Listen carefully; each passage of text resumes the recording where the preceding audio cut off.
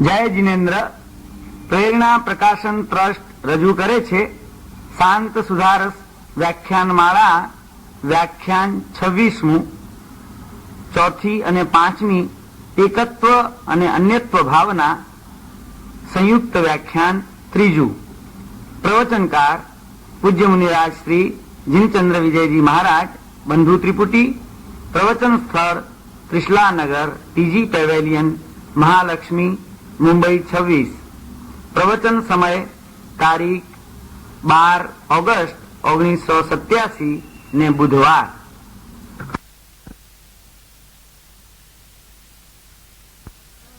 ચિંતય વાસ્તુ તત્વં જગતિ નિજમીય કશ્યતિમ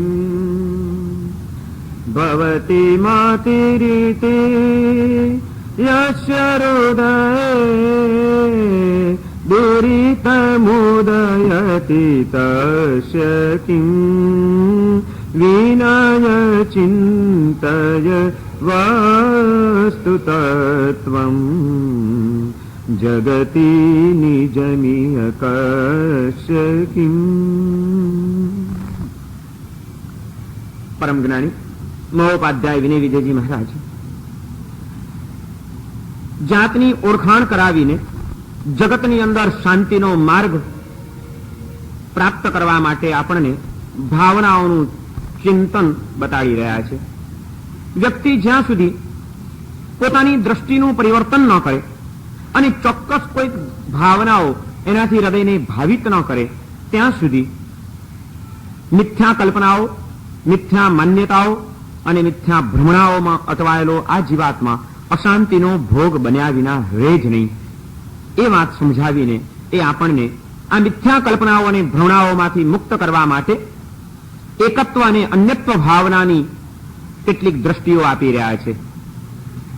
અનિત્ય, અસરણ અને સંસારની વિચિત્રતાઓ જે આત્મા અનુભવી રહ્યો છે એ આત્માનું સ્વરૂપ કેવું છે, આત્મા ખરેખર એના મૂળભૂત સ્વરૂપમાં કેવો છે એ વાતને સમજી લેવી બહુ જરૂરી છે.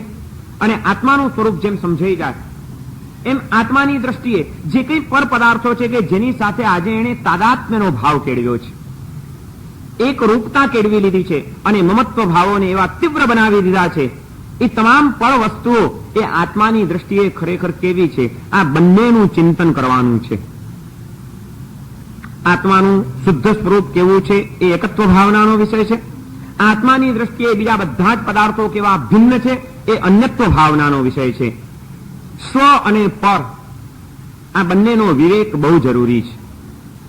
ભગવાન મહાવીરના માર્ગની અંદર જે કોઈ પણ સાધનાઓ બતાડવામાં આવેલી છે એ તમામ સાધનાઓ આ સ્વપરનો વિવેક કરવા માટે છે. જ્યાં સુધી આ વિવેક કરતા આપણે નહીં શીખીએ અને મિથ્યા કલ્પનાઓમાં રાચેલા રહીશું ત્યાં સુધી આપણા જીવનની ઘણી બધી સમસ્યાઓ એમને એમ ઊભી રહી જશે, હલ નહીં થઈ શકે. આપણને અશાંત બનાવનાર સૌથી પહેલી મોટી અને ખોટી કલ્પના એક જ છે, આ દેહ એ હું છું. દેહાત્મ બુદ્ધિ એ જ્યાં સુધી ટળે નહીં ત્યાં સુધી દેહને સંબંધિત તત્વો ઉપર મારાપણાના જે મમત્વ ભાવો છે એ શમે નહીં અને આ હું અને મારાપણાના ખ્યાલો જાય નહીં તો કોઈ પણ ઘટના એ તરત જ આપણા ચિત્તને અસર કરી જશે. એ કાં તો આપણને આસક્ત બનાવશે, કાં તો આપણને અશાંત બનાવશે. જે પણ એ સમજાઈ જશે કે આ દેહ એ હું નથી, એને કારણે જે કોઈને મેં મારા માન્યા છે તે મારા નથી, એ જ પડે આપણી આસક્તિના બંધનો શિથિલ થતા જશે અને એમાં આવતી પ્રતિકૂળતાઓના કારણે ઊભી થતી અશાંતિઓ એ આપણી શમતી જશે. બધું કરીને આ કામ કરવાનું છે. પણ પ્રશ્ન એક જ ઉભો થાય કે આવો અભ્યાસ, આ દેહને હું માનવાની કલ્પના આજકાલની નથી, 5, 25, 50 વર્ષની નથી, યુગોના યુગો, જિંદગીઓની જિંદગીઓ પસાર થઈ ગઈ. અનેક જન્મો જન્મથી આત્માનો આ સંસ્કાર રૂઢ થયેલો છે. દેહાત્મ બુદ્ધિનો સંસ્કાર લઈને જ આપણે જીવન જીવતા રહ્યા છીએ. આમાં હુંપણાનો ખ્યાલ આપણો એટલો બધો મજબૂત બની ગયો છે કે એમાંથી મુક્ત થવું અને ઉપર ઉઠવું સહેલું નથી. પણ એ શક્ય છે ખરું? હા છે, શક્ય છે. અને એ શક્ય બનાવવા માટે જ આ ભાવનાઓનું તત્વચિંતન એનો સાચો માર્ગ છે. ભાવનાઓ દ્વારા આ વસ્તુ સિદ્ધ થઈ શકે છે. જે વ્યક્તિના જ્યારે મનના ભાવો બદલાઈ જાય છે એની દ્રષ્ટિ બદલાઈ જાય છે. એ વખતે વર્ષોના પણ એના સંસ્કારો એ પરાવર્તિત થઈ ગયા વિના રહેતા નથી. એવો આપણો વ્યવહારિક જીવનનો પણ અનુભવ છે. આપણને ઘણીવાર નવાઈ લાગે આ જ્ઞાની પુરુષોની વાતો સાંભળીએ ત્યારે કે અનાદિ કાળથી આ દેહની અંદર જ હુંપણાની કલ્પના આપણે તો કરી છે. આને જ હું માનીને જીવે રાખ્યું છે. એ કેમ બદલાય પણ હવે આવો સંસ્કાર રાખે આ દેહ એ હું નથી અને એના કારણે જેને મારા માન્યા હતા એ મારા નથી. આવું કેવી રીતે થઈ શકે? સંસાર જીવનની અંદર જો થઈ શકતું હોય તો આધ્યાત્મિક જીવનની અંદર કેમ ન થઈ શકે? વર્ષોના સંસ્કારો શું આપણે એક નાનકડી ઘટના દ્વારા એક દ્રષ્ટિ બદલાતા આપણે શું એ સંસ્કારોનું પરિવર્તન નથી પ્રાપ્ત કરી લેતા? 20 વર્ષ સુધી બાપના ઘરે ઉછરેલી એક કન્યા, એનો 20 વર્ષનો સંસ્કાર શું છે? આ ઘર મારું અને આ બધા ઘરના સંબંધીઓ મારા. 20 વર્ષ સુધીનો સંસ્કાર છે એક સ્ત્રીનો કે એણે બાપના ઘરને જ પોતાનું ઘર માન્યું છે. એ હોસ્પિટલમાં જાય, એ સ્કૂલમાં જાય, એ કોઈ સંસ્થામાં જાય, એ કોઈ ટ્રાવેલિંગમાં જાય, ગમે ત્યાં જાય એને કહેવામાં આવે કે બેન તમારું નામ લખાવો, તો એનો 20 વર્ષનો સંસ્કાર એ છે કે પોતાના નામની સાથે તરત જ એ પોતાના પિતાનું નામ લખાવી દે છે. 20 વર્ષના રૂઢ થયેલો આપણો સંસ્કાર છે. પણ એ 20 વર્ષની કુમારી કન્યાના બીજે દિવસે લગ્ન કરવામાં આવે છે એક વ્યક્તિની સાથે, જે વ્યક્તિની સાથે આજ સુધી કોઈ સંબંધ નહોતો, કોઈ ઓળખાણ નહોતી, કંઈ લેવા દેવા નહોતી. એવી એક ત્રાહિત વ્યક્તિની સાથે એ 20 વર્ષની કન્યા કોઈક સંબંધથી જોડાય છે, પત્નીના સંબંધથી. એક નવી વ્યક્તિ સાથેનો એનો સંબંધ બંધાય છે અને એની સાથે જ એના ભાવોમાં પરિવર્તન આવે છે. હવે એને કોઈ પણ પૂછે કે તારું ઘર કયું, તો એ શું કહેશે? એને કહેશે તારું નામ લખાવ, તો એ પોતાના નામની સાથે કોનું નામ લખાવશે? અરે પણ 20 વર્ષનો સંસ્કાર એક દિવસમાં બદલાય? હા, બદલાય. જો દ્રષ્ટિ બદલાય તો બધું જ બદલાઈ શકે છે. આજ સુધી જેને મારું ઘર માન્યું હતું એ હવે એને માટે પારકું બની જાય છે, પિયર થઈ જાય છે. અને આજ સુધી જે પારકું ઘર હતું એ એનું પોતાનું ઘર બની જાય છે કે આ મારું ઘર.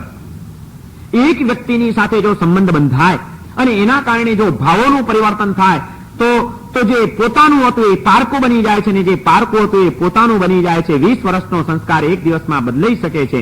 તો આધ્યાત્મિક જગતની અંદર જ્યારે દ્રષ્ટિનું પરિવર્તન થાય અને જેની સાથે આજ સુધી કોઈ સંબંધ નથી બાંધ્યો એવી આ ચેતનાની સાથે, આવા ચૈતન્યની સાથે જ્યારે સંબંધ બંધાય છે, ચૈતન્યની જ એક વિશુદ્ધ અવસ્થાને પ્રાપ્ત કરી ચૂકેલા પરમાત્મા તત્વની સાથે જ્યારે સંબંધ બંધાય છે ત્યારે શું અનાદિકાળના સંસ્કારો ન બદલાય? ચોક્કસ બદલાઈ શકે છે. જરૂર છે કોઈક નવા તત્વની સાથે સંબંધ બાંધવાની અને જરૂર છે દ્રષ્ટિનું પરિવર્તન કરવાની. તો આજ સુધી જે મમત્વ ભાવોને તીવ્ર કર્યા હતા એ મમત્વ ભાવોને પણ શિથિલ થતા જરાય વાર નહીં લાગે. આપણે આ સંસારની અંદર એવો શાંતિનો અનુભવ કરવો છે. તો એ માટે વિનય વિજયજી મહારાજ એમ કહે છે કે દ્રષ્ટિનું પરિવર્તન કરી નાખો. હકીકતમાં તમે કોણ છો એનો વિચાર કરી લો. હું કોણ ને ક્યાંથી થયો, શું સ્વરૂપ છે મારું ખરું, કોના સંબંધે વળગણા છે, રાખું કે પરિહરું. બસ આટલો વિચાર કરવા માંડો. તમારી જાતને ઓળખવાનો પ્રયત્ન કરો.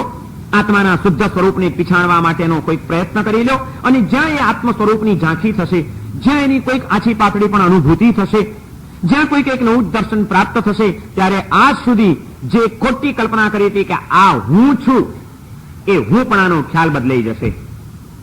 આ મારું છે એ મારાપણાના ખ્યાલો બદલાઈ જશે એક જ અનુભૂતિની સાથે. અને એ અનુભૂતિ કરાવવાની તાકાત એકત્વ ભાવનાના ચિંતનની અંદર છે. એકત્વ ભાવના કહે છે કે સ્વમાં વસ, પણ સ્વમાં કેવી રીતે વસી શકાય? એમને એમ નહીં વસી શકાય. એ માટે અન્યત્વ ભાવના કહે છે કે પરથી ખસ. પર પદાર્થોની અંદર હુંપણાની અને મારાપણાની જે માન્યતાઓ બાંધી છે એમાંથી જો પાછી વળશે આપણી ચેતના તો જ એ સ્વમાં વસી શકશે. સ્વમાં વસ, પરથી ખસ, એટલું બસ. આટલું જ કરવાનું છે. તમામ સાધનાઓ કરીને આટલું કરવાનું છે. દેહાત્મ બુદ્ધિને તોડી નાખો. સ્વ અને પરનો વિવેક કરતા શીખી જાઓ. સાધનાઓ એને માટે જ છે. અને જ્યારે એ વિવેક જાગૃત થઈ જાય છે, હકીકતમાં મારું કોણ છે એનું સાચું દર્શન જ્યારે પ્રાપ્ત થઈ જાય છે ત્યારે કેવળ જ્ઞાનને પ્રગટ થતા કોઈ વાર નથી લાગતી. અને જ્યાં સુધી એ વિવેક હજી જાગૃત નથી થયો પૂર્ણપણે, ક્યાંય પણ મમત્વ ભાવ કોઈ પણ પૂતગલને કેન્દ્રમાં રાખીને ઉભો રહ્યો છે, ત્યાં સુધી કેવળ જ્ઞાન આવી શકે એ શક્ય પણ નથી.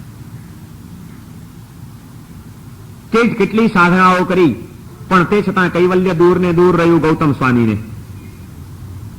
જેના કેન્દ્રમાં ચૈતન્ય છે, ચૈતન્યને કેન્દ્રમાં રાખીને ઉભા થતા હું અને મારાપણાના ખ્યાલો એ વિકાસના માર્ગે લઈ જશે. જેના કેન્દ્રમાં પૂતગલ છે એ પૂતગલને કેન્દ્રમાં રાખીને ઉભા કરેલા હુંપણાના અને મારાપણાના ખ્યાલો એ સંસારમાં રખડાવશે, અશાંતિઓ જન્માવશે. કેન્દ્રમાં શું છે એ બહુ મહત્વનું છે. તમારી જે કઈ કલ્પનાઓ છે એના કેન્દ્રમાં તમે ચૈતન્યને સ્થાપિત કર્યું છે કે કોઈ પૂતગલ તત્વને, જળ તત્વને તમે સ્થાપિત કર્યું છે. પછી એ ભલે ને ગૌતમ સ્વામી કેમ ન હોય, ચાર જ્ઞાનના ધણી કેમ ન હોય, અનેક આત્માઓનું કલ્યાણ કરનારા કેમ ન હોય, પણ મહાવીરના દેહની ઉપર પણ જ્યાં સુધી એમની મમતા બંધાયેલી રહી ત્યાં સુધી કેવળ જ્ઞાન એમને માટે દૂર ને દૂર રહ્યું. મહાવીર ઉપર ગૌતમને કેટલો મોહ, પ્રેમ કેટલો.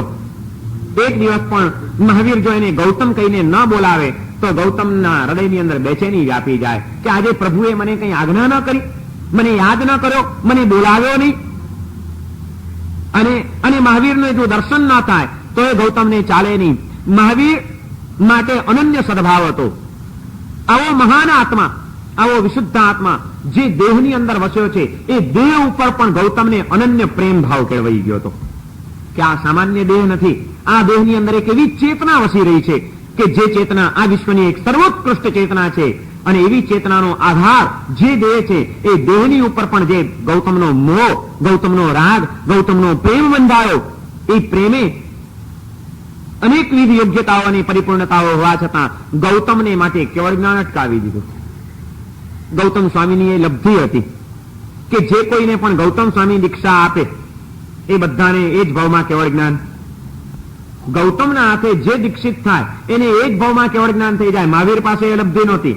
મહાવીરના હાથે દીક્ષિત થઈને એ કેવળ જ્ઞાન પામે કે ન પણ પામે, પણ જેને ગૌતમ સ્વામી ઓગો આપે એ એમના હાથે જેની દીક્ષા થાય એને ચોક્કસ કેવળ જ્ઞાન થઈ જાય. એ વિશિષ્ટ લબ્ધિ ગૌતમ સ્વામી મહારાજની પાસે હતી. અને એટલે જ ગૌતમ સ્વામીના કેટલા શિષ્યો કેવળ જ્ઞાન પામતા જ જાય છે, પામતા જ જાય છે ને પામતા જ જાય છે. ત્યારે ગૌતમના હૃદયની અંદર એક વિષાદ ઉભો થાય છે. એ વિષાદનું ખિન્ન હૃદય લઈને એ ક્યારેક મહાવીરની પાસે ગયા છે અને કહે છે કે પ્રભુ, આ શું અપરાધ? મારા હાથે દીક્ષિત થયેલા મારા શિષ્યોને કેવળ જ્ઞાન અને મને નહીં. પ્રભુ, મને કેવળ જ્ઞાન ક્યારે થશે? મને કેમ નથી થતું? ત્યારે મહાવીરે એને આ જ જવાબ આપ્યો હતો કે ગૌતમ, તને પણ થશે, ચોક્કસ થશે, પણ આજે હજી કેવળ જ્ઞાન થવાની તને વાર છે. કારણ કે તને મારા દેહ ઉપર મમત્વ છે, તને મારી ઉપર અનન્ય પ્રેમ છે અને એ તારા કેવળ જ્ઞાનને અટકાવી રહ્યું છે. જેના કેન્દ્રમાં ચૈતન્ય હોય એવી તમામ માન્યતાઓ મંજૂર છે. જેના કેન્દ્રની અંદર દેહ કે પૂતગલ તત્વ આવ્યું એ ત્યાં આગળ વિકાસને રૂંધ્યા વિના રહેતું નથી. અલબત્ત ગૌતમનો એ મોહ, ગૌતમનો એ રાગ એ પણ એક પ્રશસ્ત રાગ હતો. કારણ કે એવા કોઈક અશુભ તત્વ પ્રત્યે કે અશુદ્ધ તત્વ પ્રત્યે એમના હૃદયનો એ રાગ નહોતો. મહાવીર જેવી એક વિશિષ્ટ ચેતના જે હૃદયમાં વસે છે એ દેહની પ્રત્યેનો મમત્વ ભાવ હતો. અને એ મમત્વ ભાવ જ્યાં સુધી હજી બીજા બધા બંધનો નથી તૂટ્યા ત્યાં સુધી અપ્રશસ્ત રાગને તોડવા માટે પ્રશસ્ત રાગને પણ આપણા જ્ઞાની પુરુષોએ મંજૂર રાખ્યો છે. આપણે ત્યાં રાગના પણ જૈન ધર્મની અંદર બે ભેદ પાડ્યા છે. એક પ્રશસ્ત રાગ અને એક અપ્રશસ્ત રાગ, એટલે કે શુભ રાગ અને અશુભ રાગ. જે ચિત્તને ચંચળ બનાવે, ચિત્તમાં મલિનતાઓ જન્માવે એવા જે કોઈ પદાર્થો અને એવી જે કોઈ વૃત્તિઓ એ બધો અપ્રશસ્ત રાગ કીધો છે. જેના કેન્દ્રમાં અશુભ તત્વ અને અશુદ્ધ તત્વ હોય, જેના કેન્દ્રમાં શુભ અને શુદ્ધ તત્વ છે એવા વસ્તુને કેન્દ્રમાં રાખીને ઉભો કરેલો પ્રેમ અને રાગ એ પ્રશસ્ત રાગ છે, શુભ રાગ કીધો છે. અને જ્યાં સુધી અપ્રશસ્ત રાગમાં આત્મા પડેલો છે ત્યાં સુધી એને અપ્રશસ્તમાંથી છોડાવવા માટે પ્રશસ્ત પણ જરૂરી છે. એટલા અપેક્ષાએ, એટલી ભૂમિકાએ એને મંજૂર રાખવામાં આવ્યો છે. પણ એની ચિંતા કરવાની જરૂર નથી. પ્રશસ્ત રાગ એ એક દિવસ પછી જયારે અપ્રશસ્ત રાગ છૂટી જાય છે ત્યારે પ્રશસ્ત રાગને તો સહજ રીતે છૂટી ગયા વિના ચાલતું જ નથી. એ એની મેળે છૂટી જનારું તત્વ છે, માટે એની બહુ ચિંતા કરવા જેવી નથી. આજે તો સંસારની અંદર ડગલે ને પગલે જે પર પદાર્થો ઉપર મમત્વ ભાવો આપણા બંધાયેલા હોય તે મમત્વ ભાવોથી મનને મુક્ત કરવા માટે કોઈક શુભ તત્વોની ઉપર મમત્વ કેળવવું પડશે. સંસારના સ્વજનો પ્રત્યે તીવ્ર મમત્વ અને આસક્તિ મનને અશાંત બનાવે છે. તો એ મમત્વમાંથી મુક્ત થવા માટે એમ કીધું કે પરમાત્માના પ્રેમી બનો. પ્રેમ વિના તમે નહીં રહી શકો, બાંધો નહીં. તો એવા કોઈક તત્વની સાથે પ્રેમ બાંધો જે તમારા ચિત્તને મલિન બનાવનાર ન હોય, અશાંત બનાવનાર ન હોય, અશુદ્ધ બનાવનાર ન હોય. પરમાત્માના પ્રેમી બનો, દેવ ગુરુના અને ધર્મના પ્રેમી બનો, ધર્મ સ્થાનોના પ્રેમી બનો. એ પ્રશસ્ત રાગ છે, પણ આ પ્રશસ્ત રાગ તો ખરો ને હા ખરો, પણ તે છતાં એને બાધક નથી ગણ્યો અમુક તબક્કે અને અમુક ભૂમિકાએ. કારણ કે એ પછી જ્યારે પેલી અશુદ્ધિઓ ટળી જશે ત્યારે આ તો સહજ રીતે નીકળી જનારી ચીજ છે. એની એક આપણે ત્યાં ઉપમા આપવામાં આવી છે કે પ્રશસ્ત રાગ એ દિવેલ જેવો છે. પેટમાં મળ બહુ જામી ગયા હોય, વૈદ્યની પાસે ગયા, વૈદ્ય તમને તપાસીને કહી દીધું કે તમારા પેટની અંદર પુષ્કળ જૂના મળ જામી ગયા છે. જે કંઈ તમે પેટમાં નાખો એ મળની વૃદ્ધિ કરનારું બનવાનું છે, એમાંથી મળ જ વધવાના છે, તમને કોઈ શક્તિ મળી શકે એમ નથી. માટે સૌથી પહેલા તો જૂના મળ કાઢવા બહુ જરૂરી છે. કોઈ ચીજ પેટમાં નાખતા નહીં, જે કંઈ નાખીએ એ મળ વધારનારું બને એમ છે. માટે કોઈ ચીજ પેટમાં નાખવી નહીં એમ વૈદ્યે કીધું. પણ જૂના મળ જે જામી ગયા છે એને કાઢવા માટે પાછું એ જ વૈદ્ય કહે છે કે એરંડિયું પીઓ, દિવેલ પીઓ.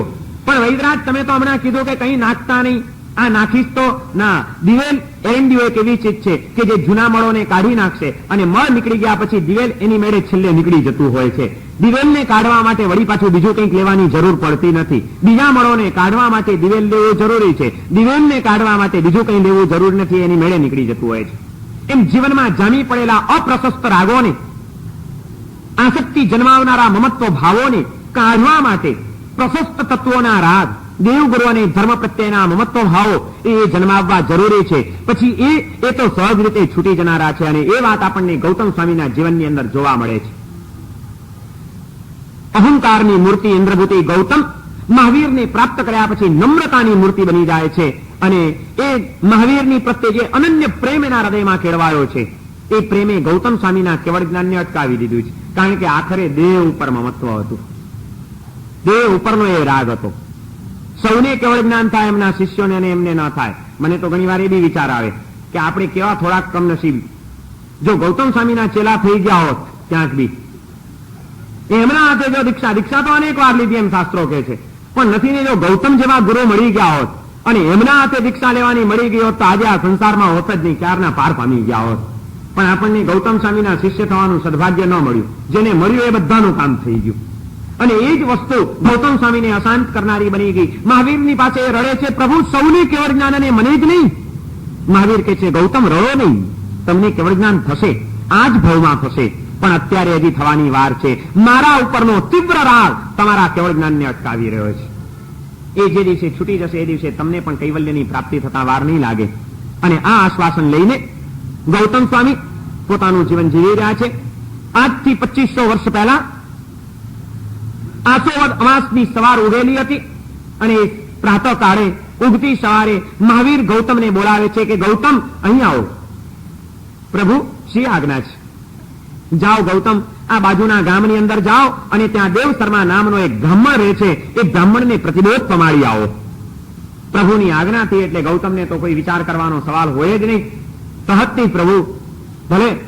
અને ગૌતમ સ્વામી વિહાર કરીને બાજુના ગામડે જાય છે, દેવ શર્મા નામના બ્રાહ્મણને પ્રતિબોધ પમાડે છે. આખો દિવસ ત્યાં વ્યતીત થઈ જાય છે, રાત્રે પણ ત્યાં જ રહ્યા છે. અને અમાસની એ મધરાતે ભગવાન મહાવીરનો આત્મા દેહના બંધનોથી મુક્ત બનીને નિર્વાણ અવસ્થાને પ્રાપ્ત કરે છે. પ્રભુનું નિર્વાણ થાય છે, એમનું પ્રાણ આ દેહમાંથી નીકળી જાય છે. એમની ચેતના શુદ્ધ બુદ્ધ અને મુક્ત સ્વરૂપને પ્રાપ્ત કરી લે છે. ભગવાનનું નિર્વાણ થયું. પ્રભુનું નિર્વાણ કલ્યાણક ઉજવવાને માટે, એમની આ મંગલમય અવસ્થાની ઉજવણી કરવા માટે દેવો અને દેવેન્દ્રો આવી પડે છે. અને એ જે આકાશની અંદર દેવો અને દેવેન્દ્રોની અવરજવર ચાલી રહી છે પ્રભુના નિર્વાણ કલ્યાણકની ઉજવણી કરવા માટે, લોકોમાં પણ એક વાતાવરણ ઊભું થઈ ગયું છે. ગૌતમ બાજુના ગામડાની અંદર ત્યાં આગળ બેઠા છે, પણ આ હલચલ મચેલી જોઈ અને કોઈકને પૂછે છે કે ભાઈ આ શું છે, તમે ક્યાં જઈ રહ્યા છો? દેવોને પૂછે છે. ત્યારે દેવોએ કીધું કે અરે પ્રભુ મહાવીરને નિર્વાણ પ્રાપ્ત થયું છે, એમનો આત્મા આ દેહના બંધનમાંથી મુક્ત બન્યો છે. હવે તો માત્ર એમનો દેહ પડ્યો છે, એમનો આત્મા તો અનંત અને અક્ષય અવસ્થાને પ્રાપ્ત કરી ગયો છે.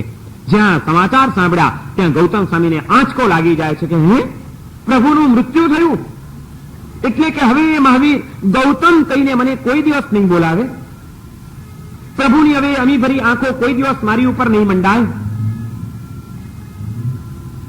ઓહો, પ્રભુ ગયા. અને એ આઘાતની અંદર એક નાના બાળકની જેમ ગૌતમ સ્વામી ધ્રુસકે ને ધ્રુસકે રડવા માંડ્યા છે. રડતા જાય છે ગૌતમ.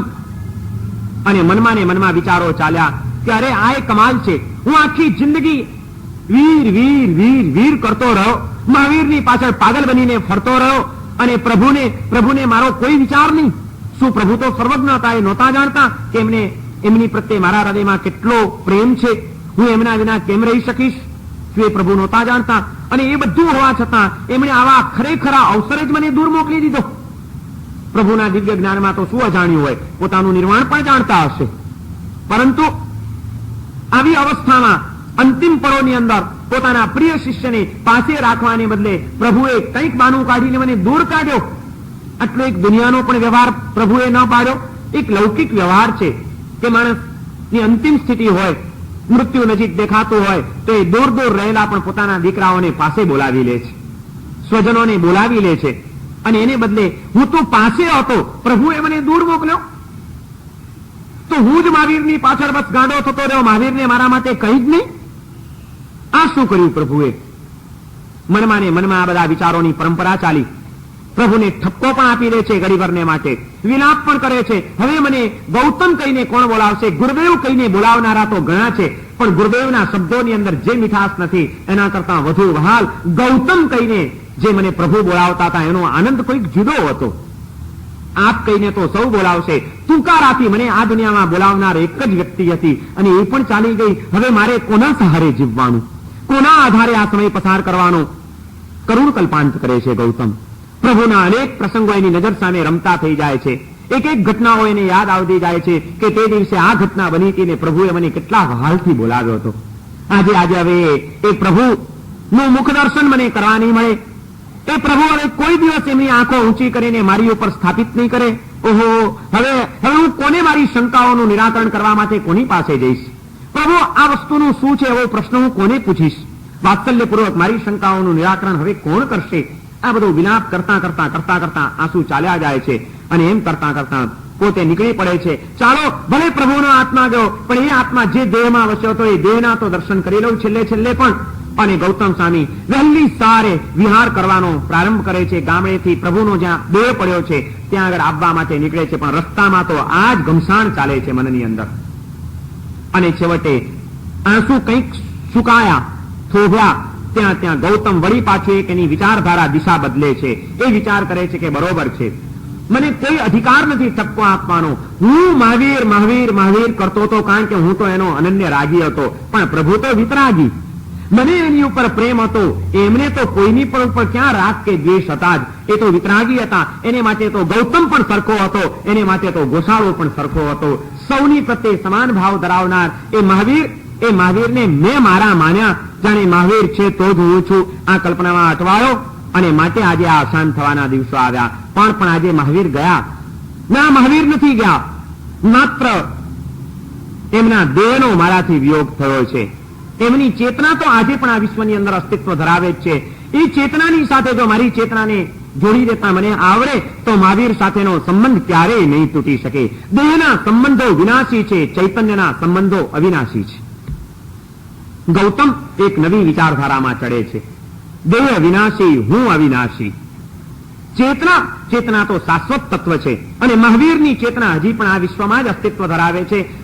અનંતા સિદ્ધોની સાથે વિલીન થયેલી એમની ચેતનાની સાથે મને મારી ચેતનાનું જોડાણ કરી દેતા આવડે તો કયું તત્વ છે જે મને અશાંત બનાવી શકે? હા, મેં તો એમના દેહની ઉપર રાગ કર્યો હતો અને દેહ તો ગમે ત્યારે કોઈનો પણ છૂટી જઈ શકે છે. ભૂલ મહાવીરે નથી કરી, ભૂલ તો મેં કરી કે હું દેહના રાગમાં બંધાયો. આત્માની સાથેનો અભેદ ભૂમિકાનો સંબંધ બાંધવાનો મેં પ્રયત્ન ન કર્યો. ચાલો, કઈ વાંધો નહીં. કોણ કોનું છે? મહાવીર મારા નહોતા, હું મહાવીરનો નહોતો. ગૌતમ સ્વામીના જીવનના પ્રસંગો એમ કે છે કે ત્યાં આગળ ગૌતમ અન્યત્વ ભાવનાના ચિંતનની પરાકાષ્ઠાએ ચડે છે. જેના કેન્દ્રમાં ચૈતન્ય છે એ બધા જ શુભ ભાવો છે, જેના કેન્દ્રમાં દેહ છે, પુદ્ગલ છે, એ બધા જ ભાવો છેવટે અશાંત બનાવનારા છે. અને ગૌતમને આ તત્વ સમજાવ્યું જે પડે કે મહાવીરના દેહ ઉપરનો મોહ આજે મને રડાવી રહ્યો છે. એમના ચૈતન્ય ઉપરનો જો મારો પ્રેમ હોય તો એ મારે રડવાની જરૂર નથી, કારણ કે એનું ચૈતન્ય તો આજે પણ આ વિશ્વમાં અસ્તિત્વ ધરાવે છે. મારે શા માટે રડવું જોઈએ? એમનો આત્મા અને મારો આત્મા એક જ છે. જે વાત વિનય વિજયજી મહારાજે કરી મેં પરમ દિવસે સમજાવી હતી કે એક એવ ભગવાન અયમ આત્મા. આ આત્મા જ પરમાત્મા તુલ્ય છે. એકત્વ સ્વરૂપને પ્રાપ્ત કરી ચૂકેલો આત્મા એ જ પરમાત્મા છે, એ જ ભગવાન છે.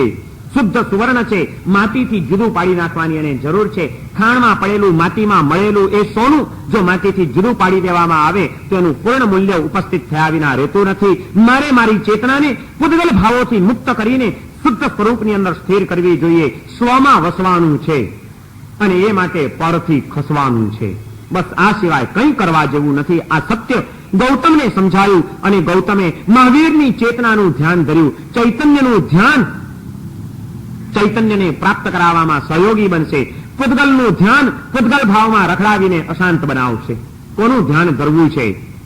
જે વિનાશી છે એના મમત્વ ભાવોમાં અશાંતિઓ ઊભી કરવી છે કે જે અવિનાશી તત્વ છે એને પ્રાપ્ત કરીને એના ધ્યાનમાં લીન બનીને સહજ શાંતિને અનુભવવી છે. નિર્ણય આપણે કરવાનો છે.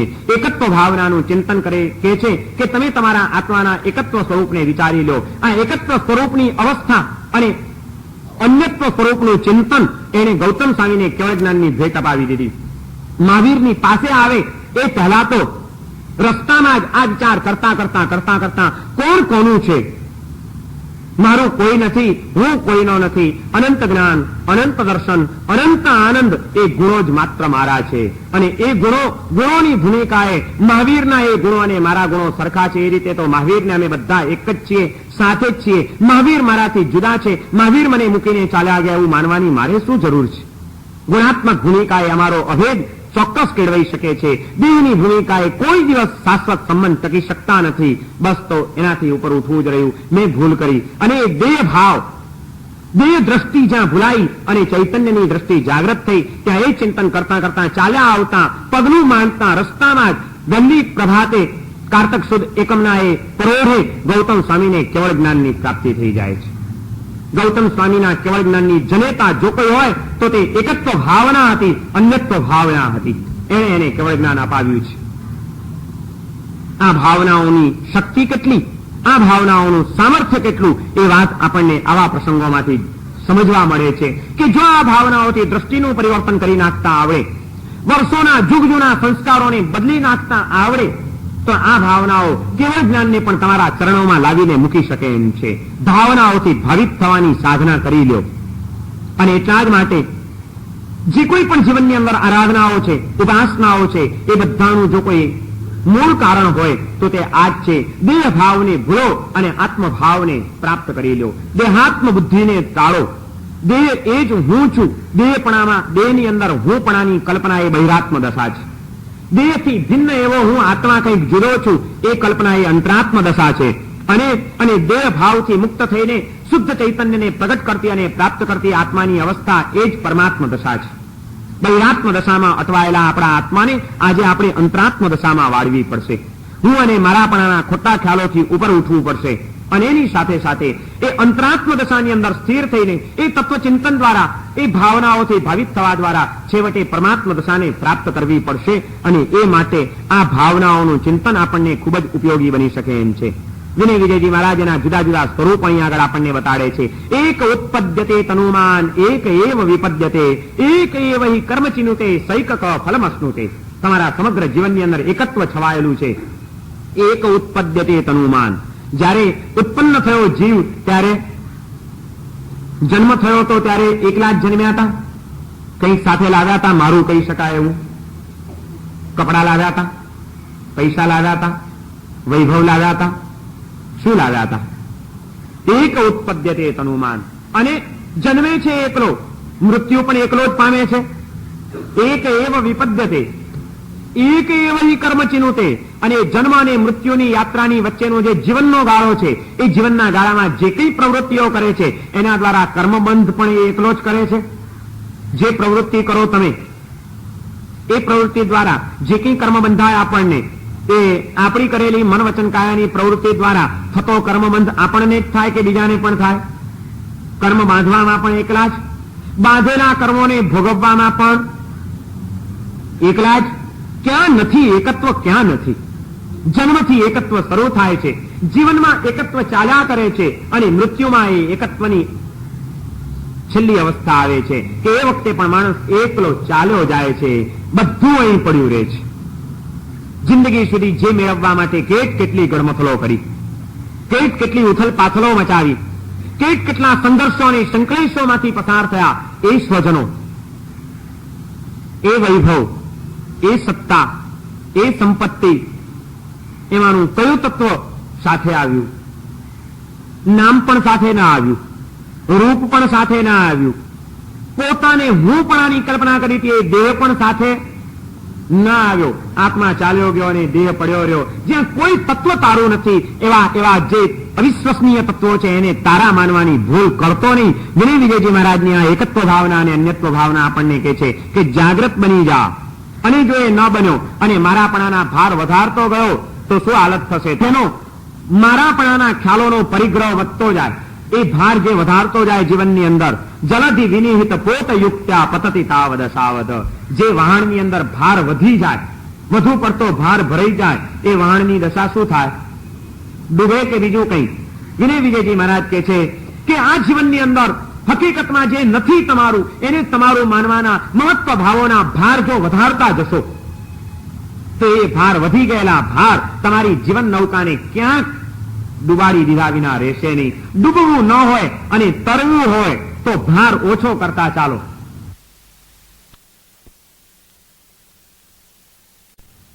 જીવનમાંથી ભાર ઓછો કરતા ચાલો. કયો ભાર? મમત્વ ભાવોનો ભાર ઓછો કરવાનો છે. અને એ ભાર ઓછો કરવા માટે અન્યત્વ ભાવનાનું ચિંતન સતત સાથે ને સાથે રાખવું પડશે. જ્યાં તીવ્ર આસક્તિ જન્મે, મમત્વ ભાવ જન્મે, ત્યાં તરત જ વિચાર કરવાનું કે જેની ઉપર મમત્વ કરું છું એ હકીકતમાં મારું છે ખરું? મારું તે કહેવાય જે હંમેશા મારી સાથે રહે, જે ખરા અવસરે મને કામ લાગે, એ મારું કહેવાય. બાકી બધું સાથે હોય તે છતાં એને મારું કહેવાય ખરું?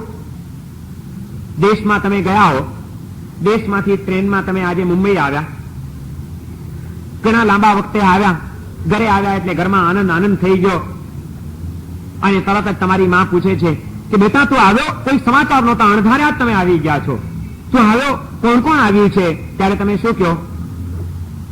એકલો જ આવ્યો છું. તમે એમ જ કહો ને. કોઈ પૂછે કોણ છે બીજું સાથે? સાથે કોણ હતું? તો તમે શું કહો? હું એકલો આવ્યો છું. તમે એકલા આવ્યા? ટ્રેનમાં બીજું કોઈ હતું જ નહીં તમારી સાથે? હું એકલો આવ્યો છું એમ આપણાથી કહી શકાય?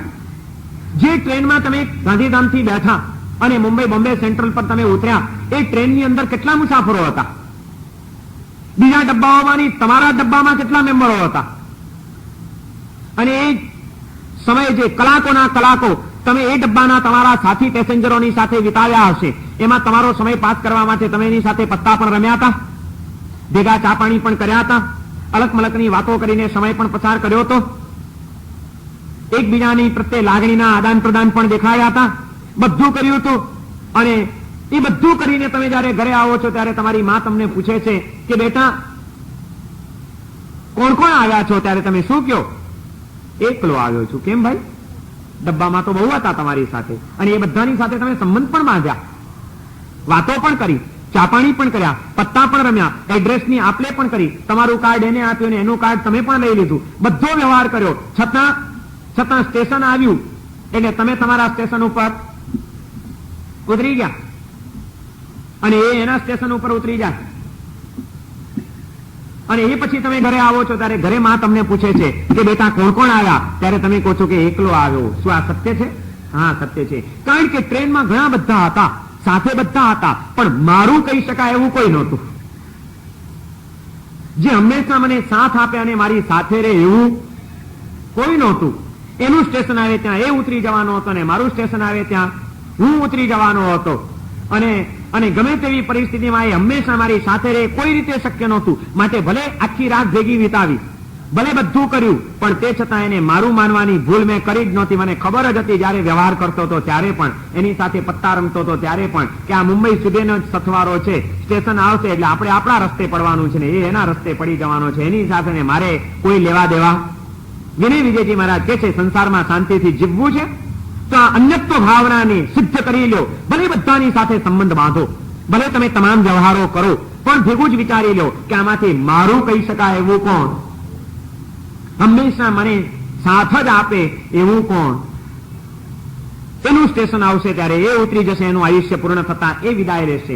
મારું સ્ટેશન આવશે, મારું આયુષ્ય પૂર્ણ થશે એટલે હું અહીંથી વિદાય લઈ લઈશ. એ કોઈ જુદો રસ્તો પકડશે, હું કોઈ જુદો રસ્તો પકડી લઈશ. એ પછી અમારે કોઈ લેવા દેવા જે કંઈ છે થોડાક ટાઈમ માટે મળ્યા છીએ, માટે મુસાફરથી વધુ મમત્વ ભાવ કેળવવો નહીં આ સંસારમાં.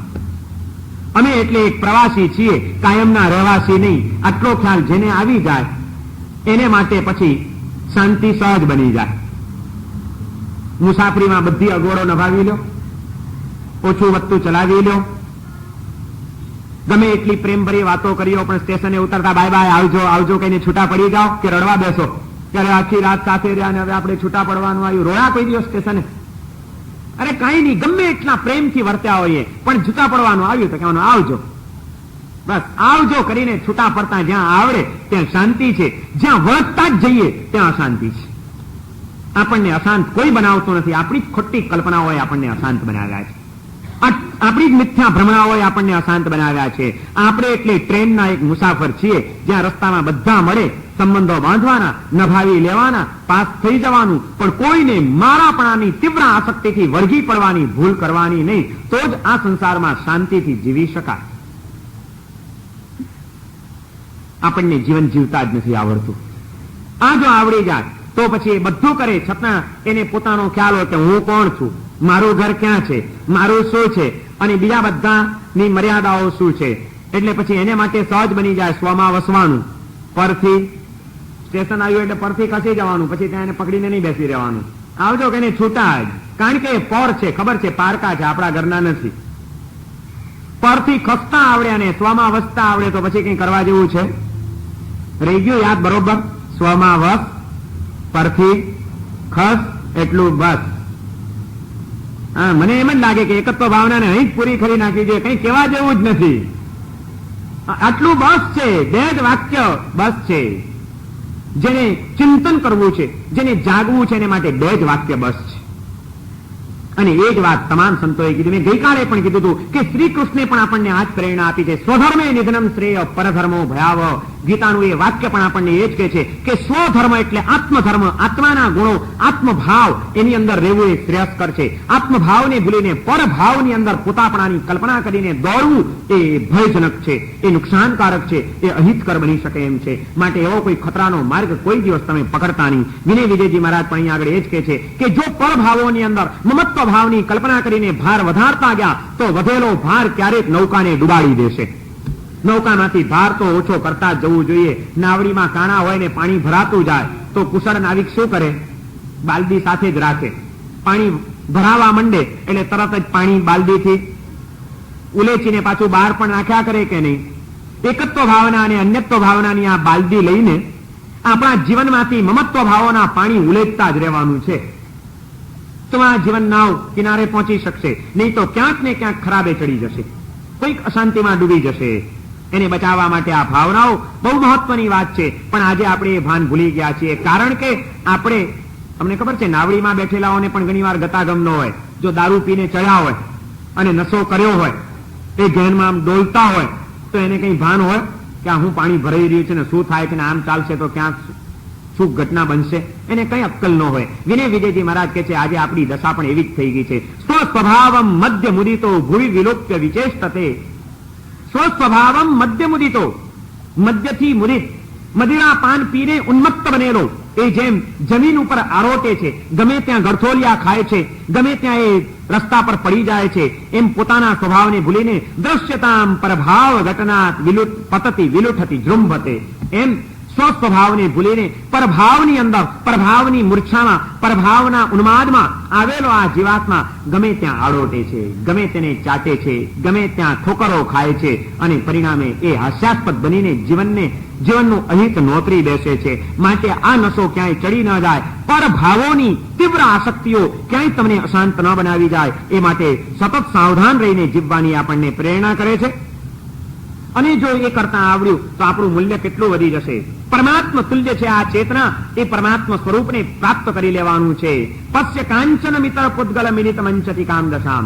જોઈ લે, સોનું પણ માટીમાં મળી જાય તો એની કેવી હાલત થઈ જાય છે. કોઈને જોવું પણ ન ગમે એવી એ માટી સિવાયનું કંઈ બીજું દેખાતું નથી. એમ આ આત્મા પોતાના સહજ ગુણોને, સ્વભાવ દશાને ભૂલીને પરભાવની અંદર જયારે એક રૂપ થઈ જાય છે ત્યારે એની હાલત પણ અસલમાં શુદ્ધ સુવર્ણ રૂપ હોવા છતાં પણ માટીમાં મળી જવાના કારણે એની કિંમતે ગુમાવી બેસે છે. આવું તમારું અવમૂલ્યન તમે કોઈ દિવસ કરતા નહીં. તમારી શુદ્ધ ચેતનાને સુવર્ણ તુલ્ય તેજસ્વી બનાવી લો અને એ માટે આ એકત્વ અને અન્યત્વ ભાવને તમે સ્થિર કરી લો. જો કર્મના મળથી રહિત થઈ જાય આપણી આ ચેતના તો એમાં જ પરમાત્મા તત્વનું પ્રતિબિંબ પડે છે. પરમાત્માનું પ્રતિબિંબ પાડવા માટે ચેતનાને વિશુદ્ધ બનાવવી રહી અને એ વિશુદ્ધ કરવા માટે એકત્વ ભાવના અને અન્યત્વ ભાવના આ બંને ભાવોનું ચિંતન એને હૃદયસ્થ કરવું જ રહ્યું. એનાથી આપણા એક એક આત્મપ્રદેશોને આપણે પરિભાવિત કરવા પડશે. જ્યાં ક્યાંય પણ જે કોઈ પણ ઘટના બને, કંઈ પણ આસક્તિનો પ્રસંગ આવે તે વખતે તરત જ આપણને આ જાગૃતિ આવે કે આમાં મારું શું, ખરેખર મારું કહી શકાય એવું કયું તત્વ છે. માટે ઠીક છે, ભલે કરું છું બધો વ્યવહાર, પણ એમાં મૂર્છિત થવા જેવું નથી, એમાં આસક્ત બનવા જેવું નથી, એમાં સલામતી માનવા જેવી નથી. જાગ્રત રહીને બધું જ કરવા દો. કારણ કે આજે તો આ પર વસ્તુઓને, પર ભાવોને, પર પરિણતિને આપણે આપણી બનાવી છે. માટે આપણા જીવનમાં ઘણી સમસ્યાઓ ઉભી થઈ ગઈ છે.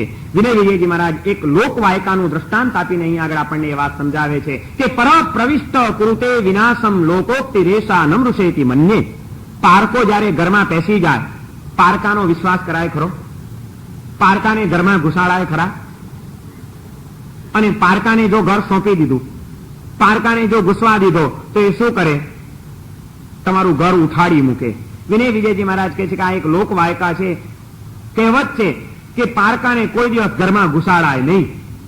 આપણે પર એવા ભાવોને અને પર એવા કર્મ પરમાણુઓને આપણા આત્માની અંદર ઘુસવા દીધા, એના કારણે આ બધી આજે વિષમતાઓ ઉભી થઈ ગઈ છે. અન્યત્વ ભાવનાનું ચિંતન, બીજું બધું જ અન્ય છે, મારાથી ભિન્ન છે. કર્મ પરમાણુઓ પણ મારાથી ભિન્ન છે. હું કર્મથી પણ જુદો છું, દેહથી જુદો છું, ઇન્દ્રિયોથી જુદો છું, મન બુદ્ધિ અને લાગણીથી જુદો છું. એ બધાથી તો જુદો છું, પણ આત્માની ઉપર લાગેલા જે કર્મ પરમાણુઓ છે, કર્મ પૂતગલો છે, એ કર્મ પૂતગલોથી પણ હું જુદો છું. કર્મથી ભિન્ન તુજ રૂપ રે, દેહ મન વચન પૂતગલ થકી કર્મથી ભિન્ન તુજ રૂપ રે. આ વાત જે દિવસે સમજાઈ જાય, સૌથી અન્યત્વ આપણું જયારે કેળવાઈ જાય, અને તો પછી એ બધાથી ભિન્ન એવો હું કોણ છું, મારું સ્વરૂપ શું છે, મારી સહજ સ્વભાવ દશા કયા સ્વરૂપમાં ખીલી શકે એમ છે. આ ચિંતન જેમ જેમ આપણું પ્રબળ બનતું જાય તેમ તેમ આપણે આપણા આત્મભાવમાં ઠરતા જઈશું. આત્મભાવમાં ઠરતા જઈશું તેમ તેમ દેહ ભાવ આપણો તૂટતો જશે. દેહ ભાવ તૂટતો જશે તેમ તેમ એ ભૂલના કારણે ઊભી થયેલી અશાંતિઓ આપણી ટળતી જશે અને સહજ શાંતિ આપણા માટે સુલભ બની જશે. આ શાંતિને સુલભ બનાવવા માટે આ કાર્ય કરવાનું છે. ગૌતમ સ્વામીને કેવળ જ્ઞાનની જનેતા જો અન્યત્વ ભાવના છે, તો મરુદેવા માતાને પણ કેવળ જ્ઞાન અપાવનાર જો કોઈ હોય તો એ આ અન્યત્વ ભાવનાનું ચિંતન છે. જેમ હમણાં આપણે ગૌતમ સ્વામીનો વિચાર કર્યો, એમ મરુદેવા માતાના પણ જીવનના પ્રસંગને વિચારી લો. એને કૈવલ્યની પ્રાપ્તિ ક્યાંથી થઈ? ઋષભ સંસારનો ત્યાગ કરીને ચાલી નીકળ્યો છે પોતાનો પુત્ર, અને એના વિયોગની અંદર એની પ્રત્યેના તીવ્ર વાત્સલ્યના કારણે માતા મરુદેવા કરુણ વિલાપ કરે છે. મારો ઋષભ શું કરતો હશે? એ ક્યાં ગયો હશે? એને ખાવાનું મળ્યું હશે કે નહીં મળ્યું હોય? આ ટાઢ તડકામાં એની કેવી હાલત થતી હશે? આ જંગલોમાં એનું કોણ? સતત એનો વિલાપ, ઋષભ ઋષભ ઋષભ, મારો ઋષભ મારો ઋષભ. માતૃ વાત્સલ્યની પરાકાષ્ઠા મરુદેવા માતાની અંદર આપણને જોવા મળે છે. અને એ પરાકાષ્ઠાને આધારે મરુદેવાએ જે કરુણ વિલાપ કર્યો છે, ભરત અને બાહુબળી એના પૌત્રો એ મરુદેવાની પડતો બોલ ઝીલવા તૈયાર છે. રાતના પગ દબાવવા આવે છે, પણ માતા મરુદેવાને કોઈ તત્વ અસર કરતું નથી. એ કહે છે કે અહીં શું આવ્યા છો? જાઓ મારા ઋષભની ખબર કાઢો, એની સંભાળ લ્યો, એની સેવા કરો. એનું શું થયું હશે? માં, બધું સારું થશે.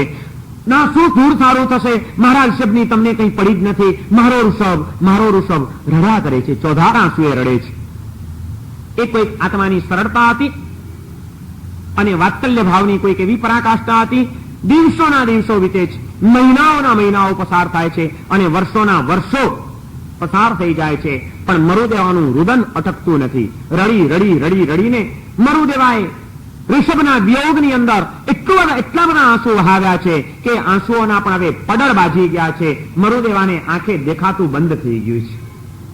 હવે રોવું પણ ખૂટી ગયું છે. માણસ બહુ રડે ને પછી આંસુએ ખૂટી જાય. આંસુ સુકાઈ ગયા છે અને સુકાયેલા આંસુના પડળ એણે મરુદેવાને વિષમ પરિસ્થિતિમાં મૂકી દીધા છે. ભરતને બાહુબળી ખૂબ પ્રયત્નો કરે છે મનાવવાના, સમજાવવાના, પણ મરુદેવાને કોઈ અસર નથી. અને એ વર્ષો વીત્યા પછી આ બાજુ ભગવાન ઋષભદેવને કેવળ જ્ઞાનની પ્રાપ્તિ થાય છે. દેવો આવીને સંવત્સરની રચના કરે છે. રત્નથી જડિત એવા સિંહાસનો ઉપર પ્રભુ બિરાજમાન થયા છે. બે બાજુ દેવેન્દ્રો ચામર વીંજી રહ્યા છે, છત્ર ધરીને ઉભા છે, સુગંધી પુષ્પની વૃષ્ટિ થાય છે. અદ્ભુત વૈભવ. કુદરતની નિસર્ગની મહાસત્તાએ એ પરમ તત્વના ચરણે પોતાની તમામ સંપત્તિ ન્યછાવર કરી દીધી છે. પરમાત્માના ચરણોમાં કુદરત મન મૂકીને વરસી રહી છે. અને એ સમાચાર મહારાજા ભરતને મળે છે કે પિતા ઋષભદેવને કેવળ જ્ઞાન પ્રાપ્ત થયું છે.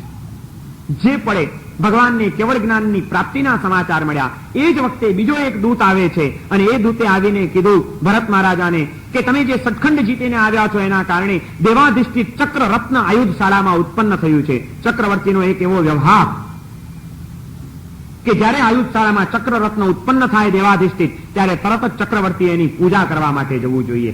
બે સમાચાર એક સાથે મળ્યા. એક બાજુથી સમાચાર મળ્યા કે ચક્ર રત્ન ઉત્પન્ન થયું છે, ચક્રવર્તી ભરતદેવ એની પૂજા કરવા પધારો. અને બીજા એક સંદેશવાહકે સમાચાર આપ્યા કે પિતા ઋષભદેવને સાધનાના અંતે કેવળ જ્ઞાનની પ્રાપ્તિ થઈ છે. પ્રભુનો આત્મા સર્વજ્ઞ અને વિતરાગ બન્યો છે, દિવ્ય જ્ઞાનને ધારણ કરતો થયો છે. બે સમાચાર સાથે મળ્યા અને ભરત વિચારમાં પડી જાય છે કે પહેલા કોની વધામણી સ્વીકારવી. ઋષભદેવને કેવળ જ્ઞાન થયું છે ને આયુધશાળામાં ચક્ર રત્ન ઉત્પન્ન થયું છે. બેમાંથી વધુ મહત્વ કોને આપવું? કોને અપાય? કોને અપાય? એક બાજુ સમાચાર મળે કે લગ્ન જીવનને 10-10 વર્ષ વીત્યા પછી પણ ખોડો ભરાયો નહોતો અને એમાં હવે શક્યતાઓ ઉભી થઈ હતી. અને આજે હોસ્પિટલમાંથી સમાચાર મળ્યા કે દીકરો આવ્યો છે એમાં એ પાછો. અને બીજી બાજુ સમાચાર મળે કે કોઈક મહાન આચાર્ય મહારાજ પધાર્યા છે, તો પહેલા ક્યાં દોડવાનું? જેને મારા માન્યા હોય ત્યાં આગળ દિલ ખેંચાયા વિના રહે નહીં. ભરતને એક સાથે બે સમાચાર મળે છે ને ભરત ક્ષણભર તો વિચારમાં પડી જાય છે કે શું કરવું, પણ તરત જ વિચાર કરે છે કે ચક્રવર્તીના વૈભવો જો એમાં આસક્ત થયો તો મને રખડાવનારા છે અને મારા બનનારા નથી. ભગવાન ઋષભદેવનો પ્રેમ એ મારો થનારો છે. ભગવાન મારા છે, સંસાર મારો નથી. જે મારું છે એને વધાવવા, એની પૂજા કરવા, એના દર્શન કરવા પહેલા જવાનું. ચક્રવર્તીત્વના આયુધો એ તો ઠીક છે. મહારાજા ભરતદેવને આયશા ભુવનમાં કેવળ જ્ઞાન મળી ગયું હતું. એ એમને નહોતો મળ્યું. એની પાછળની એની આંતરિક ભૂમિકાઓને ખરેખર સમજવાની જરૂર છે. મેં એક વાર પહેલા પણ કીધું હતું કે ભરત મહારાજાને કેવળ જ્ઞાન કેમ થયું એને કોઈ દિવસ વિચાર્યું છે ખરું? તમને થઈ શકે એમ છે. પેડર રોડના અપ ટુ ડેટ ફ્લેટની અંદર બેઠા બેઠા તમને કેવળ જ્ઞાન થઈ શકે, કંઈ જ અશક્ય નથી. ભૂમિકા કેળવો ભરત જેવી. છે આપણી તૈયારી? તરત જ ભરત દોડતો જાય છે મરુદેવાની પાસે અને કહે છે કે માં, ચાલો તમારા દીકરા આવ્યા છે. ભગવાન બાજુમાં જ સવાસર્યા છે, એમની કેવળ જ્ઞાન પ્રાપ્ત થયું છે, દેવો એની સેવા કરવા માટે આવ્યા છે, માં ચાલો. અને જ્યાં સમાચાર મળ્યા ઘણા વખત પછી માના હૃદયના એક એક રૂવાડા ખડા થઈ જાય છે. ઋષભ આવ્યો છે, ચાલ મને લઈ જા, જલ્દી લઈ જા. અને હાથી તૈયાર થાય છે. હાથીની અંબાડી ઉપર મરુદેવા માતાને બેસાડવામાં આવે છે. ભરત મહારાજા પોતે ખુદ મહત્વની જગ્યાએ બેઠા છે અને સવારી જાય છે ભગવાન ઋષભદેવના દર્શન કરવાને માટે. દૂરથી સમોસણ મંડાયેલું છે અને એનો જે વૈભવ જુએ છે, તીર્થંકરની સમૃદ્ધિ, તીર્થંકરનું પ્રચંડ પુણ્ય. અને એ જોઈને ભરત મહારાજા હવે વર્ણન કરે છે પોતાની માની પાસે કે માં, તમે નક્કામાં રડ્યા કરો છો, જુઓ તો ખરા તમારો દીકરો તો જલસા કરે છે. આહા, રત્નોના સિંહાસન ઉપર બેઠો છે, આજુબાજુ ચામર વીંજાઈ રહ્યા છે, માથે છત્ર ધારણ થયા છે, સુગંધી ફૂલની અને સુગંધી તત્વોની વૃષ્ટિ થઈ રહી છે, આકાશમાં દેવ દુંદુભીઓ વાગી રહી છે. સૌ કોઈ એની સેવામાં તત્પર બનીને દેવો અને દેવેન્દ્રો ઉભા છે. શું માં તમારા દીકરાનો વૈભવ છે? જુઓ તો ખરા તમારો દીકરો, જુઓ કેવા આનંદમાં છે. અને એ વર્ણન સાંભળે છે, ભરતનું કરેલું વર્ણન. એ વર્ણન સાંભળતા સાંભળતા મરુદેવા વિચારમાં પડે છે કે ભરત તું શું કહે છે? મારો દીકરો સિંહાસન ઉપર બેઠો છે, ચામરો વીંજાય છે, દેવો અને દેવેન્દ્રોની સેવામાં છે અને આરામથી આનંદમાં છે, અને હું અહીંયા આગળ એને માટે રડી રડીને આંસુ મેં સૂકવી નાખ્યા કે મારો દીકરો શું કરતો હશે, શું ખાતો હશે, શું પીતો હશે, શું થયું હશે. અરે હું એની પાછળ આંસુ સારું છું ને આ અહીં મોજ કરે છે. તો પછી કોના દીકરા અને કોની માં? નકામા એની પાછળ મેં આંસુ વહાવ્યા. અને એ અન્યત્વ ભાવનાનું ચિંતન ત્યાં મરુદેવા માતાના હૃદયની અંદર જાગે છે.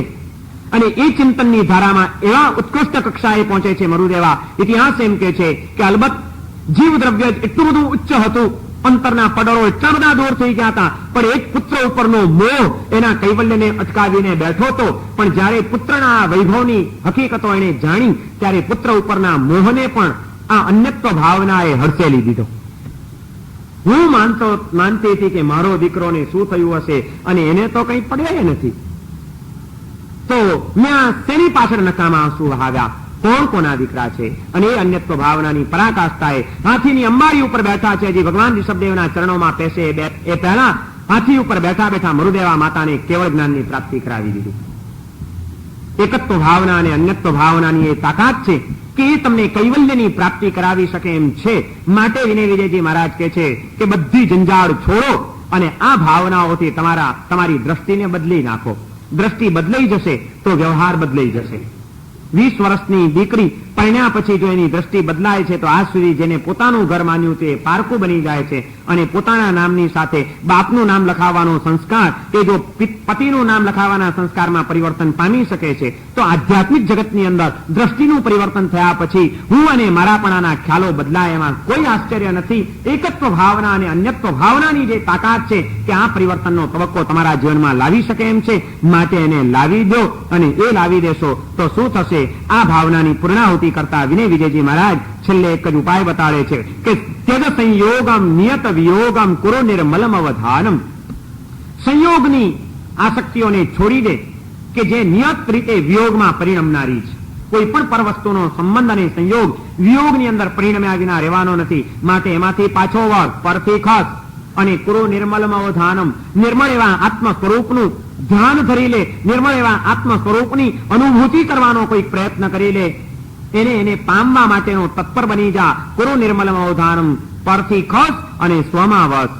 નહીં વિદધાન કથમપી તૃપ્યસી મૃગતૃષ્ણા ઘન રસપાયમ. કારણ કે જે પર પદાર્થોને, પર ભાવોને, પર વસ્તુઓને પોતાના માનીને એને મેળવવાની તે દોટ મૂકી છે, પણ એ બધું જ મૃગ તૃષ્ણા જેવું છે, ઝાંઝવાના જળ જેવું છે. દૂરથી તને એમ લાગે છે કે આ મારું થશે, આ મારું છે, આમાં મને વાંધો નહીં આવે, પણ એ ઝાંઝવાના જળ છે. એને પામવા જઈશ ત્યાં તો તારા હાથમાં સૂકી રેતી સિવાય કંઈ મળવાનું નથી, સિવાય થાક, સિવાય ત્રાસ, સિવાય અશાંતિ અને સિવાય નિરાશા. આ સંસારની અંદર સાચી આશા, સાચી શાંતિ આપી શકે એમ હોય તો તારા પોતાના આત્માના શુદ્ધ સ્વરૂપની જાગૃતિ છે, શુદ્ધ સ્વરૂપની અનુભૂતિ છે, ચૈતન્યનો આવિષ્કાર છે. એ આવિષ્કારને પ્રાપ્ત કરી લે. અને એ માટે ભજ જિનપતિ સહાય સહાયમ શિવગતિ સુગમો ઉપાયમ.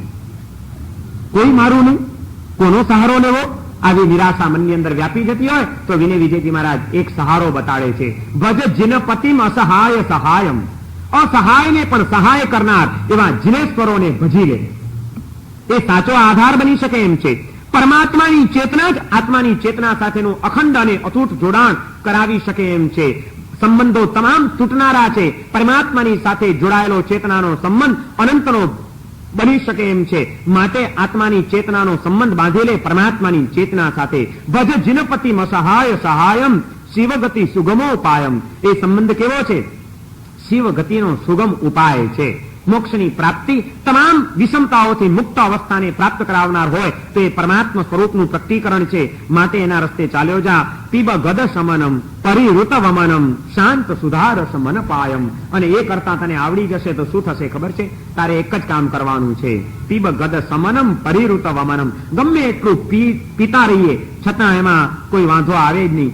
ગમે એટલું પી લઈએ પણ છતાં કોઈ દિવસ ઉબકા આવે નહીં, ઉલટી થાય નહીં. એવું જે શાંત સુધારસનું પાન છે. બીજા બધા રસ તમે પી પીને થાકી જાઓ. કોઈ તમને કહે કે કેરીનો રસ પીવો છે તો કેટલા વાટકા પી શકો? કોઈ દિવસ શરત મારી જોઈ છે? એક યુવાન અમારો પરિચિત હતો, મને કે એક દિવસ અમે લગ્નમાં જમવા માટે ગયા. 4 ભાઈબંધો હતા કે ગુલાબ જાંબુનું જમણ હતું. અમે લોકો શરતમાં ચડ્યા કે કોણ વધુ ગુલાબ જાંબુ ઠોકે કે. અને કે મારા સાહેબ મેં 18 ગુલાબ જાંબુ એક સાથે ખાઈ ગયો કે. મેં કીધું કોકના ઉઠાડ્યા ને એમાં વળ્યું શું બીજું? ક્યાં તારા હતા? પણ હમણાં 4-6 દિવસ પહેલા છાપામાં વાંચ્યું હતું કે ક્યાંક હમણાં હરીફાઈ યોજાઈ. એક સાથે 3 મિનિટમાં વધુમાં વધુ ઇડલી કોણ ખાય? 3 જ મિનિટમાં ઇડલી ખાવાની. વાંચ્યું હતું છાપામાં? શું લોકોને તુક્કાઓ સૂજે છે. પણ શરતો કરવી હોય તો કરો ને, કે વધુમાં વધુ 3 મિનિટ સુધી સંપૂર્ણ શાંત અવસ્થામાં કોણ રહી શકે છે? મનમાં કોઈ સંકલેશ કે સંઘર્ષ ન જન્મે. ચાલો એનો કંઈક અભ્યાસ કરીએ. કરો વખત. અને 3 મિનિટમાં કોઈએ 15 ખાધી, કોઈએ 17 ખાધી. મને તો ખબર નથી પડતી 3 મિનિટમાં 17 ઇડલી કેવી રીતે ઉતારી ગયો છે એ માણસ. ફટાફટ ફટાફટ. અને એ તે છતાં પણ ગમે એટલી શરત માંડો, કેટલી ખાઈ ખાઈને તમે ઇડલી ખાઈ શકો? છેવટે ઉલટી થાય કે નહીં? ગુલાબજાંબુ ગમે એટલા ખાઓ પણ છેવટે ઉપકા આવે કે નહીં? કેરીનો રસ ગમે એટલો ભાવતો હોય પણ છેલ્લું પરિણામ શું એનું?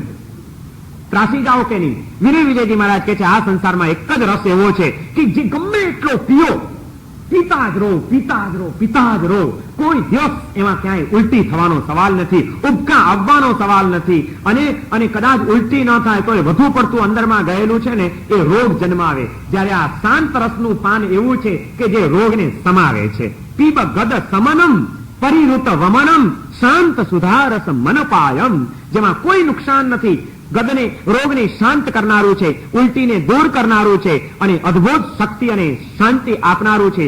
એવા શાંત રસનું પાન હે વિનય તું કરવા માંડ. અને એ માટે એકત્વ ભાવ અને અન્યત્વ ભાવને હૃદયમાં સ્થિર કરી લે. શાંતિ તારા જીવનની અંદર ચરણો ચૂમતી આવી જશે.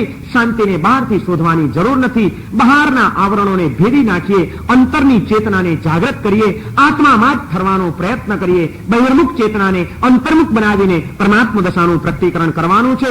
આ ભાવનાનું ચિંતન આ રીતે જો આપણે કરતા રહીશું તો આપણને કોઈ જુદી ભૂમિકાની અંદર એ લઈ જનારું બનશે. વિનય વિજયજી મહારાજની આ બે ભાવનાઓનું ચિંતન આપણે અહીં પૂર્ણ કરીએ છીએ. અને આખા એનો સાર આટલો જ છે. સ્વમાં વશ પરથી. યાદ રહી ગયું કે બોર્ડ મારવા છે? બોર્ડ જોઈતા હોય તો આજે મળશે બોર્ડ તમને. સ્વમાં વશ પરથી ખસ એટલું બસ. સ્વમાં વસવાનું એટલે આવા નિર્મળ સ્વરૂપમાં વસવાનું છે.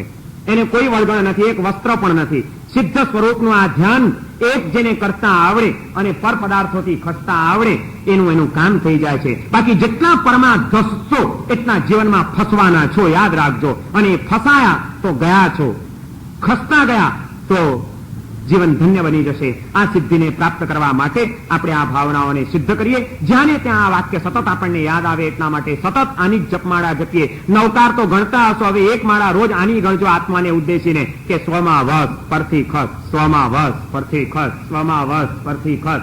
એક જ હેમરિંગ કરો, ટકોરા મારો અને ચેતનાને એ રીતે તૈયાર કરો. જ્યાં નજર પડે ત્યાં સ્વમાં વસ સિવાય કંઈ દેખાય નહીં એવી કોઈ ભૂમિકાનું નિર્માણ કરો.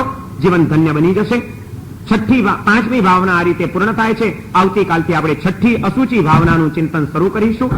સર્વમંગલ માંગલ્યમ સર્વકલ્યાણકારમ પ્રધાનમ સર્વધર્માણામ જૈનમ જયંતિકાસનમ અમૃત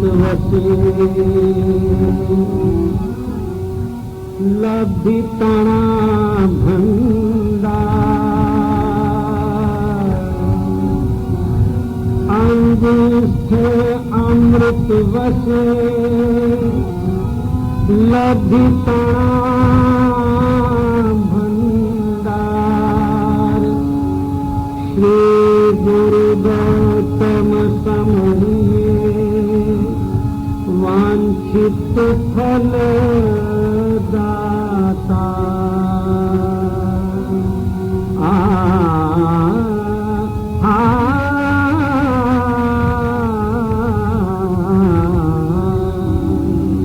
નમો હરિહંતાણં નમો નમો નમો સિદ્ધાણં નમો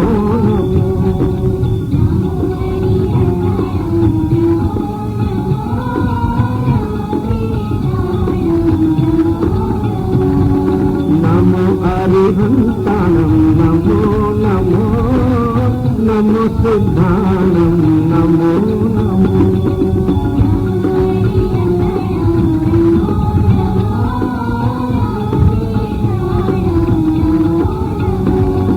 નમો આયર્યાણ નમો નમો નમો ઉદધાયણ નમો નમો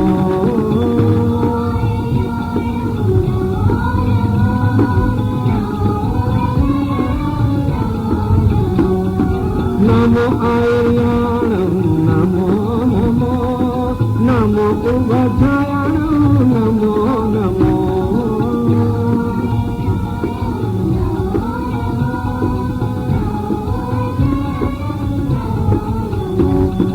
नमो लोय स्तंभ साहुणं नमो अरिहन्ताणं नमो नमो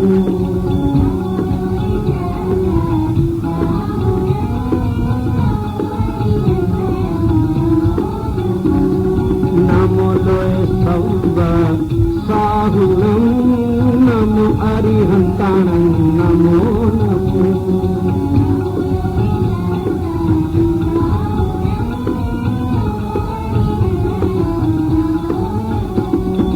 एसो पंच नमोकारो सब पावपनाशनो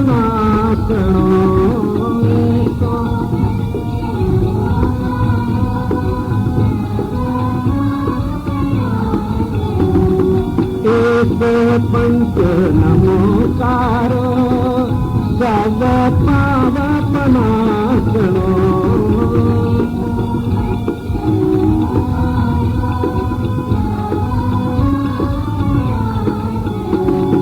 मंगलानं च सव्यसी परमंहावै मंगलम्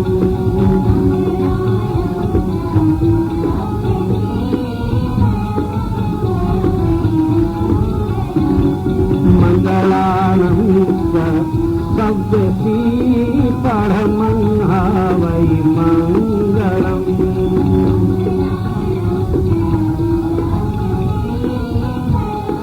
हावै मंगलम्